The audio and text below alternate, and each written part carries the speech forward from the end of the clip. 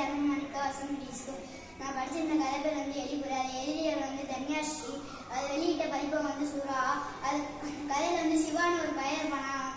Back ஓட்டையா இருக்க பார்த்துட்டு என்ன ஓட்டையா இருக்குன்னு பார்ப்பானா. எலி கடிச்சு வச்சுக்கணுமா எப்படி. அப்புறம் கிச்சனுக்கு போய் பார்ப்பானா. கிச்சனில் பார்க்கும்போது தக்காளி வேர்க்கடலை அதெல்லாம் தின்னு வச்சுக்குமா எலி. இதை பார்த்துட்டு அவன் பூனை வாங்கி விடுவானா எலியை பிடிக்கட்டும்னு.